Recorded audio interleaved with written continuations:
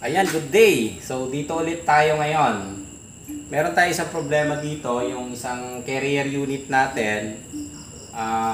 Ayan, meron siyang error na E1. E1. E1 yung lumabas. So, gusto ko na sanang E1. Kanina, kaya nakasando na ako, ay binalikan ko lang ulit. Ayan, kaya nakasando na ako kasi Tutulog ka na sana. Matutulog na sana. Ayan. So, discuss lang natin yung E1 error na ito. So, kinonect ko na siya dito. So, alam naman natin yung E1 error na tinutukoy natin lagi is communication failure dito sa ganitong unit. Ngayon, ang tanong kasi natin lagi dito, hindi natin ma-determine. So, sa wiring, ang first step na ginagawa natin, yung wiring connection. Kasi yung E1 error, yun yung communication failure na sinasabi natin o communication error. So, okay naman ang wiring dahil, ayan, connected na siya. And lumalabas pa rin si E1. Ngayon, ang tanong natin, nasaan ang problema? Nasa outdoor ba o nasa indoor? Ayan, so mahirap natin ma-determine kasi chinek namin ito is may power naman siya dun sa loob. And chinek na rin actually galing din ito ng ibang service na. Ayan, so dinala dito and pina-check sa atin. Na-check na nila. May power naman yung sa outdoor, pero lumalabas pa rin si E1 error. Ayun. So, paano natin malalaman kung saan ang galing? Sa indoor or sa outdoor? Pero kung i-review nyo yung... May mga video na tayo na inilabas na ganito, na diniagram natin. So, yung mga nakasubscribe at sumubaybay sa video, so, nasundan nyo siguro yung ating video na yan. Ayan. So, paano natin malalaman kung paano natin ma-determine? So, ang isang option lang na ginagawa natin na mabilisan, kailangan may pang-actual tayong board. Yun. Kung hindi natin alam i-test o i-check. Test pala yung pangalan ng cameraman. Ay. Ayan. So, paano natin i-check kung indoor or outdoor? Okay? So, sa ganito kasi, like, alam natin, carrier. So, dapat gagamit tayo ng kamodelo or kaparehas niya para i-actual kung hindi natin alam i-check yung mano-mano pagdating doon sa board. Okay, so, ang problema kasi nung iba, wala tayong ibang alam kung na pwedeng ipang-test, ipang-check sa ganito. So, doon papasok yung... Teka, meron kasi kaming ginagawa dito para madali lang naming ma-determine. So, hindi na namin binubuksaan yung loob muna and chine-check namin. Gumagamit kami ng ibang pang-check na unit na ganito. Yan, katulad nitong ginagamit namin ito.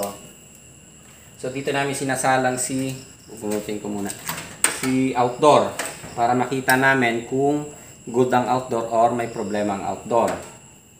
Ayan, so hindi ko napabanggitin kung anong brand itong ginagamit natin. So, ganito kasi, dapat unang alamin ninyo, katulad nito, ibang brand itong gagamitin ko para ipang indoor or ipang supply papunta doon sa outdoor natin. So, magkaiba siya. Pero yun yung bagay na, ano ba tawag dito?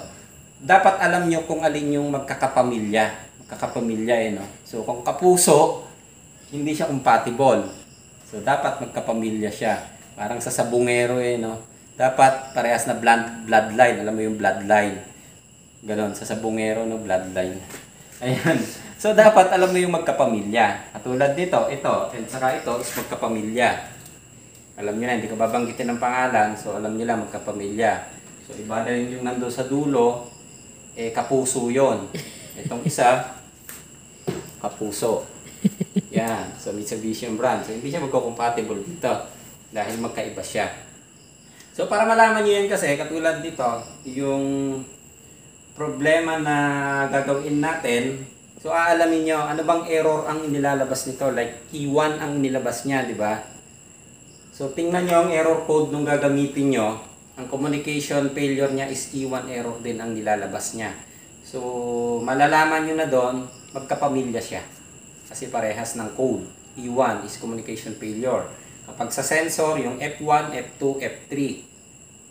And sa sensor nito, ang lalabas din na code, F1, F2, F3 din. Sa problema, kung sensor ang problema. So, ibig sabihin, na ginaganon ko, magkapamilya siya. So, pwede mo siya pang check kahit ibang brand. Na i-match mo doon sa unit na outdoor. Ayan, outdoor or indoor, pwede. Basta magkaparehas siya o magkapamilya siya. Okay? So, katulad nito, iwan ang inilabas niya. So, na-determine ko na naman to ang problema. So, ipakita ko lang sa inyo ito. So, tatanggalin ko muna itong pinapit ko na wiring. Ang gagamitin ko yung isang kapamilya niya. Okay? So, para makita lang natin. Tanggalin ko muna siya. Okay, sandali. Kukuha ko ng pagtanggal.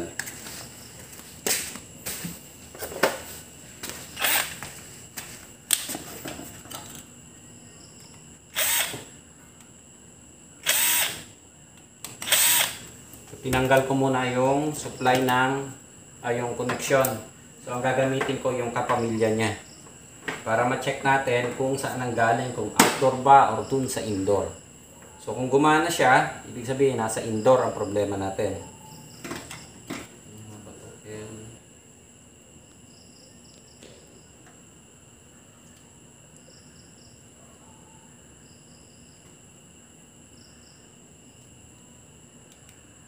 Yung and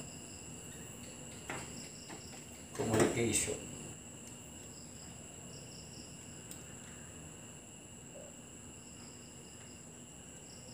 Yan. So, i-search nyo na lang. Hindi ko kasi pwedeng banggitin dito kung anong brand kasi baka mabatas tayo. Ayan. Mabatas eh. Okay. Ayan.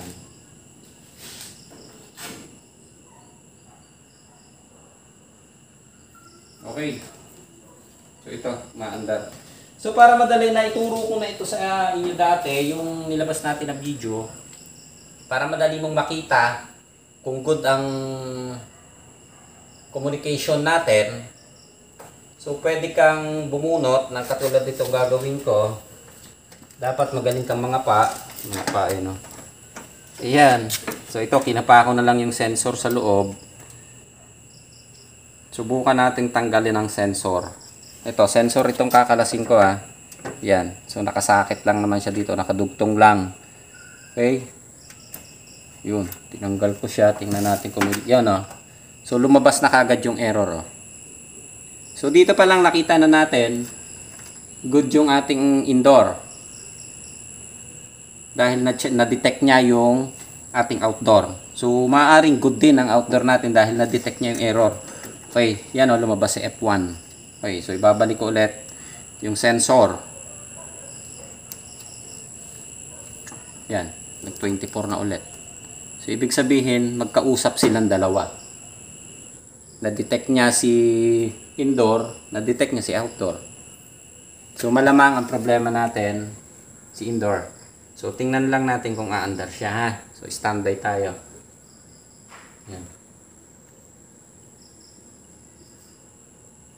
And yun pala, pagka nalilito kayo sa wiring, minsan kasi yung nababaliktad yung L saka yung N or yung line saka yung neutral, so maglalabas din yan ng iwan error.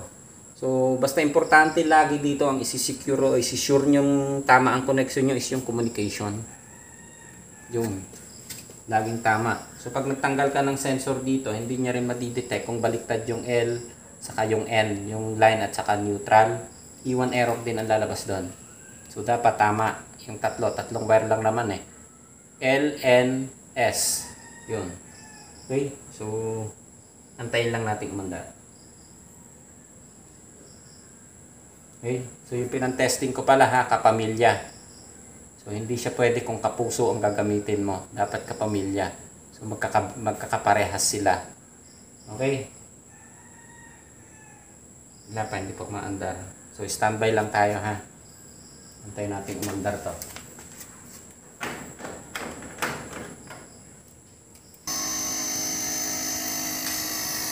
Ayan, so umandar na yung ating unit. Ito ah. Bumaba na yung compressor. Okay na siya. Papatayin ko muna. Ayan. So alam na natin kung saan ang galing ang problema ngayon. Dahil dun sa isang kapamilya natin. Natulungan tayo ng kapamilya natin. Ano? So hindi mo pwedeng gamitin si kapuso ha, si kapamilya. Ayan. So umandar siya dito dahil magkapamilya sila. Okay? So ibang brand yung ginamit ko. So na-determine na natin, ganun kabilis natin malalaman kung indoor or outdoor. So pwede kayong mag-provide like yung ganito, meron naman yata minsan sa mga junk na eh. Magagamit nyo, good yung indoor na alam nyo kapamilya niya. So pwede nyo itago or gamitin nyo pang testing dito sa ganito. Ayun. So doon meron din kaming isang ginawa na isang unit. Ito, maituro ko man lang kayo din eh. Ito naman is from Impanta. Impanta Quezon pa to galing. Ito. Ayan. So hindi nila mapaandar naman ito doon. Ang okay na dinala dito yung board nito. So gumagana dito. Napagana natin. So pagdating sa kanila hindi nila mapaandar. Ang problema pala yung compressor kapag may kargang preon hindi makaload. Hindi kinakaya ng compressor. So inaktual natin. Ganon din ang ginamit namin. Ito, ginamit namin yung compressor nito. Dito namin isinalpak yung board. So nalaman namin na ang problema is compressor. Ayun. So basta parehas lang naman ng like kahit magkaiba siya ng laki, kasi tulad ng 2.5 yon, yung ginamit namin na compressor dito is 1.5 lang. So pwede nyo siyang gamitin. Pwede nyo ipang test lang para malaman nyo kung magra-run. Ayan. And may karga siyang preon. So nag-run siya. Pero yung compressor na original na nakakabit doon sa unit, hindi niya kinakaya. Napaanda rin. So na-determine namin compressor. Yun. Kaya na-sure namin na compressor ang problema. Kaya hindi nila mapaandar doon sa yung technician na gumagawa sa probinsya. Ayan. Okay. So balik tayo dito sa ating hindi ko nasanay ako ng nakapantalon pag nagbibideo. Ngayon naka-short ako. Ayan. So tatanggalin ko muna ito.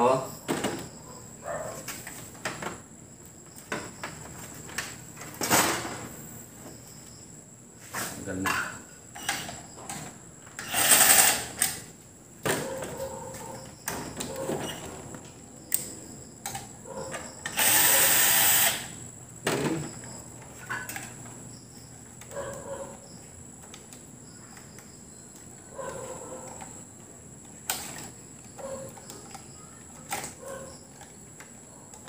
Ito naman para lang ma-sure natin or madali kasi kung kami naman alam naman natin i-check yung board.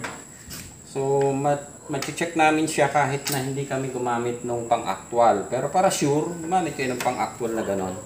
Para mabilis lang ma-determine. So katulad nito, ginamitan namin ng yan. Okay, so i-check natin yan doon sa lamesa. Kuha ko ng upuan.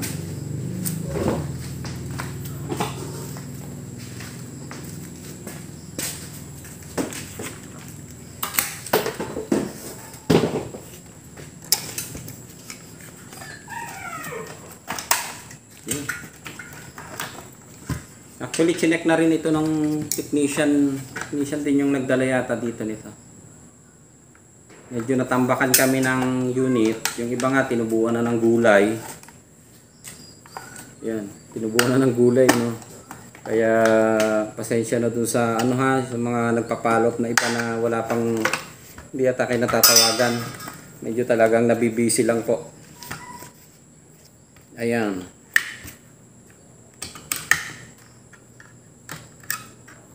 So yung ibang video, i-review nyo na lang. Sakto yun doon, yung mga ginagawa natin. Yun din yan. Parang paikot-ikot lang tayo. Sipin nyo yun, halos 160 na yata ang video na nagawa natin. Pero hindi pa rin nauubos yung trouble ng aircon. Yun at yun, para paikot-ikot lang yung problema. Ayan. So sa ganito, like yung E1. So ang focus natin, katulad nung ginagawa natin at pinakita natin doon sa mga nakaraang video natin, check natin yung resistor, yung photocoupler. So yun yung pwedeng panggalingan. Ayan. So yung line naman, maayos yan. Yung wiring. So wala tayong problema sa wiring. So sa katulad nito, may mga napakita na kami na ganito doon sa video natin, pero parang outdoor yata yung ginawa natin. Yung photocoupler and yung capacitor na ito. So minsan gumagamit ako ng reference kung may katulad na ganito. Minsan para madali naming ma-determine yung trouble sa loob, gumagamit kami ng reference. Pero may makikita na kagad kayo dito, like yung diode, yung resistor. So yan na yung unang i-check natin. Yan. Katulad nyan, naka-resistance ako, naka-ohms. So i-check na natin yung resistor. Yun. So 20K, may 20K tayo. Ay, ito 2K. Tama ba? Okay, so 2K siya, 2K. Ayan, so may value naman siya, tama naman yung value. So yung katabi niyang resistor, yun, so 10K. Yan. Brown, black, orange, so 10K ito. Yung isa is 2K, so good naman siya. Yan. And punta tayo dun sa diode checker. Yung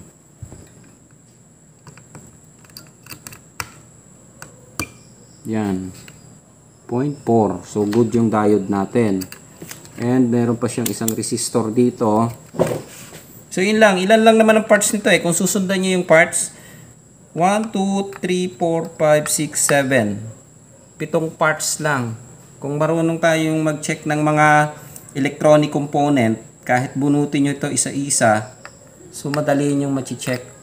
Basta alam nyo i-check. Ito nakakabisaduhin nyo. Check ng photocoupler, paano i-check. Paano i-check tong capacitor, paano i-check yung resistor, paano i-check yung diode.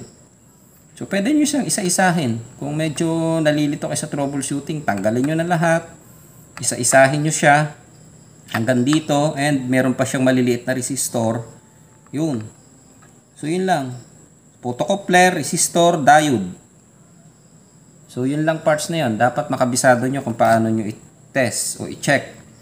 Ayan. So katulad doon, na-check na natin ito. Good yung dalawang resistor natin. Pero pinakamaganda niyan, binubunot nyo. Kung wala kayong clock tester na ganito, na kayang magbasa ng parts na nakakabit sa board. Yan, katulad niyang ginagawa natin. Yan. So yung clock kasi nakakabasa. Yung ibang tester kasi, hindi niya mabasa yung nakakabit na parts kapag ka-connected dito or nakakabit sa board. So bubunutin nyo talaga siya. Pero yung clock kadalasan nababasa niya. Kung may difference man siya o na value, so yung pinakamalapit ang kukunin nyo. So ito yung isang resistor. Ayan, no.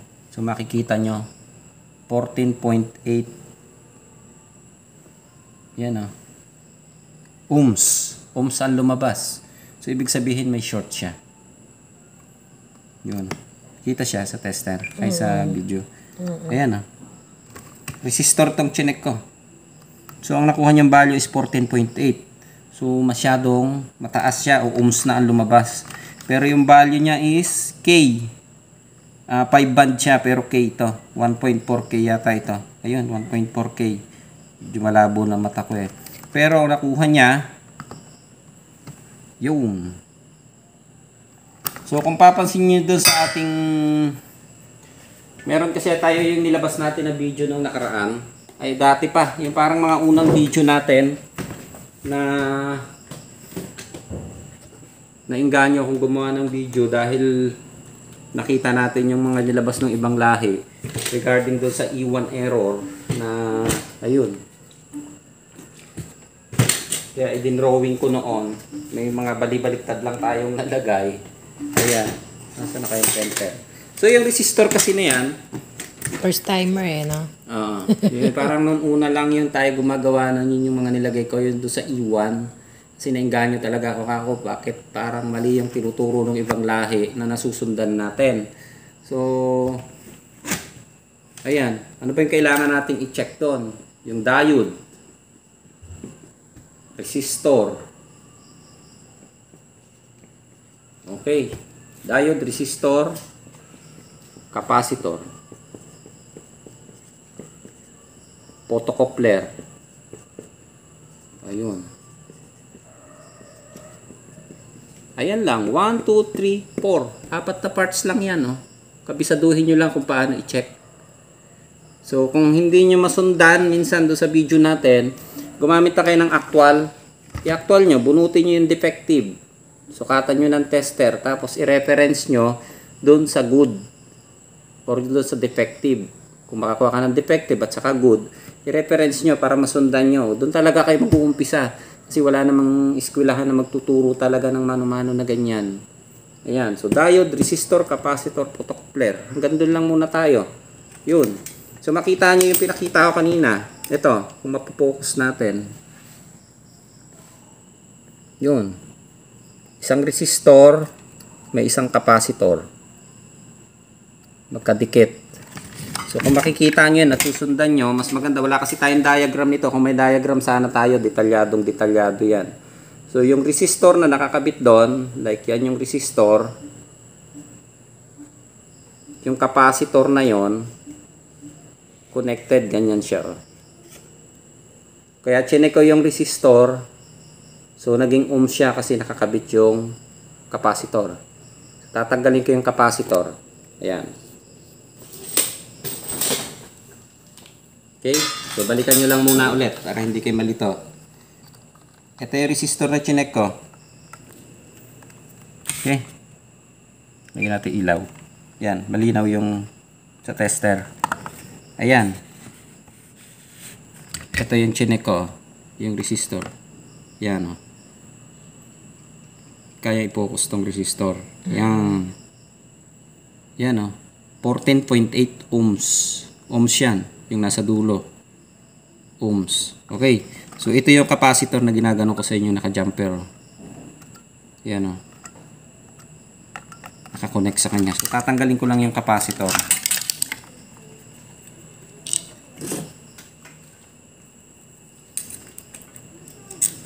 Uy, malit. Bunutin na natin ang diretso ta.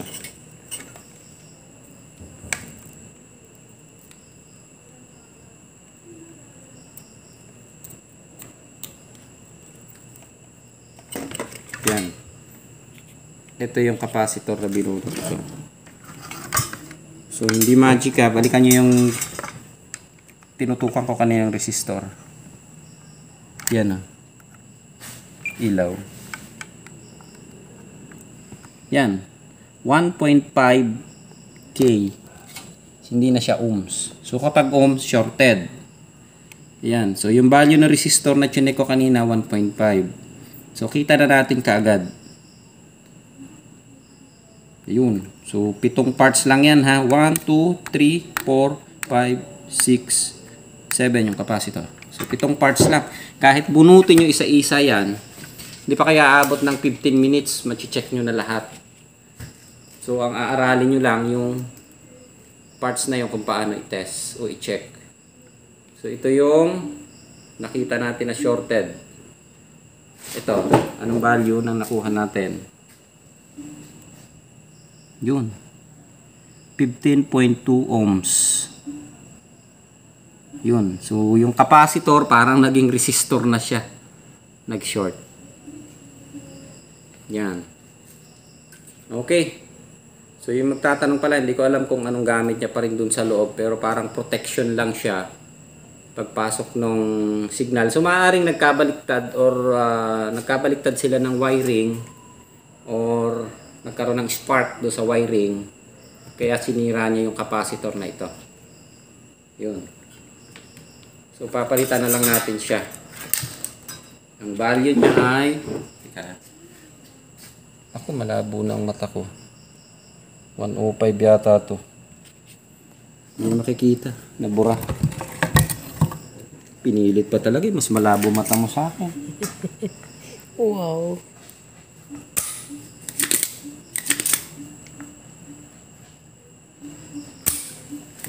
Ayan. So, meron ako ditong junk na board na. Ayan, katulad nito, kung may mga junk kayong board na yan, bunutin nyo yung mga parts, oh. Pag-aralan yung i-check. Ayan, so tatanggalin ko yung isang capacitor na yan. Ganon din ang gamit. Ayun, oh. Ito na lang isasalpak natin.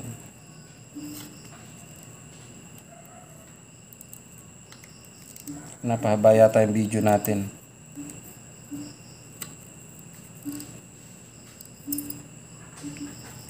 Tigas. Kaya, nalagyan natin ng LED.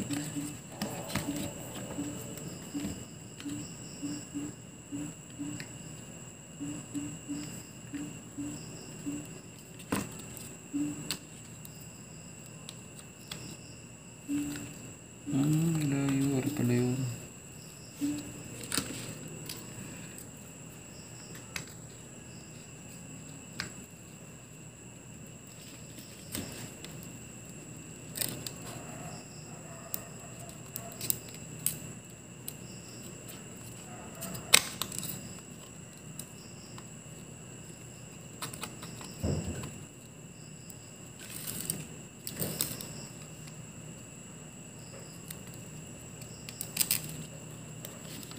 Okay. So, tingnan natin yung value dun sa capacitance. Range. Yung.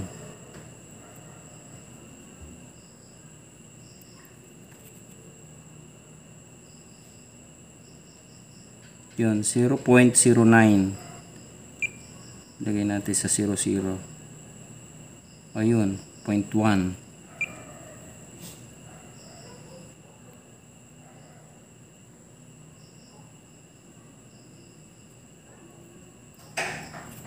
Ay, lumapat. Ito sa baba.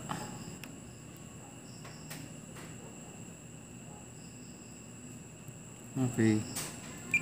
Hindi yung babasa.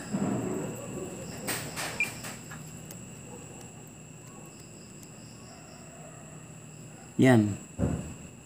110 UF. Yan. So 105 yata to. So may tawag dito 10, ayan, 110 UF. Picofarad na to.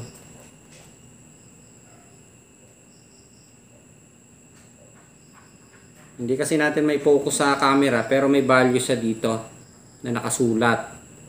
So kung may tester kayo na may capacitance o capacitor checker, makikita nyo yung exact value nito, pero hindi yan saktong makukuha nyo yung value niya, ha. So meron siyang gap, maaaring mataas ng konti or mababa ng konti.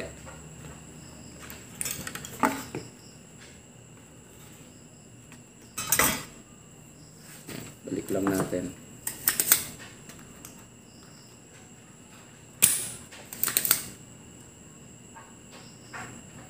So kukunti naman ang ito troubleshoot nyo dito, like yung do sa communication na yon. Katulad nga no, sabi ko sa inyo, 7 na parts lang yung kailangan nating i-check.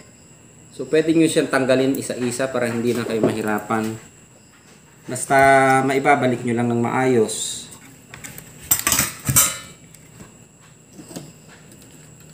Maihihinang nyo ng maayos.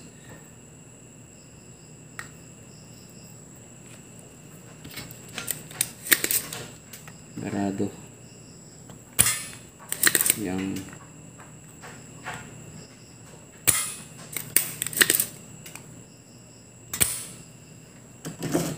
yun. So ang labanan ngayon ng pag-i-aircon, soldering iron na ang gamit. Karamihan ng problema, hindi na torch o acetylene. Yung okay.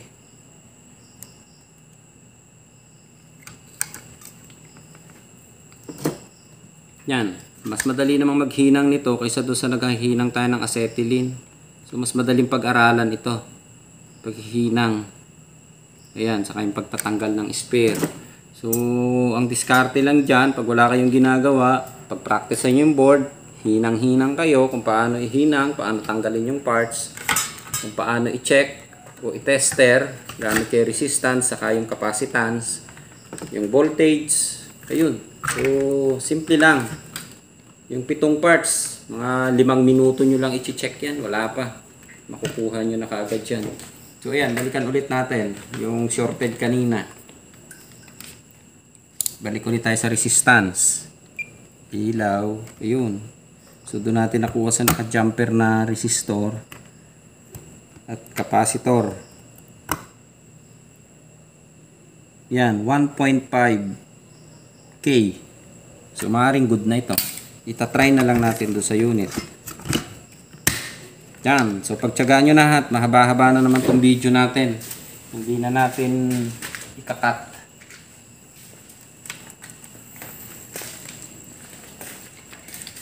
Okay. So, paandarin ko na lang muna. Mamaya ako na ikakabit yung takip.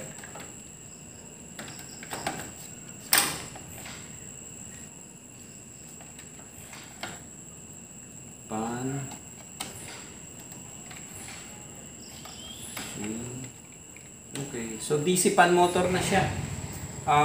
Full DC na siya. DC fan motor na ang ginamit.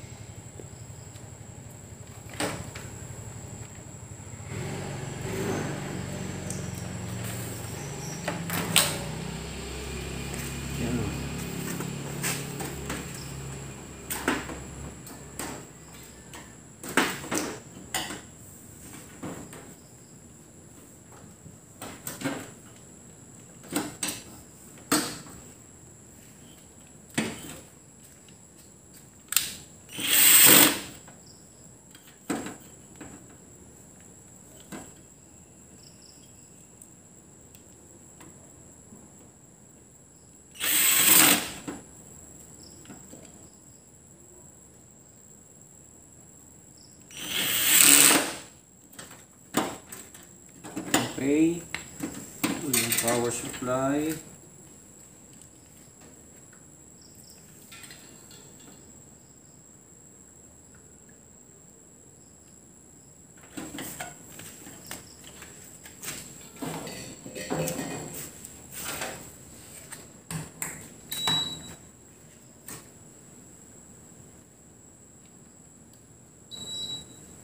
Okay, so standby tayo.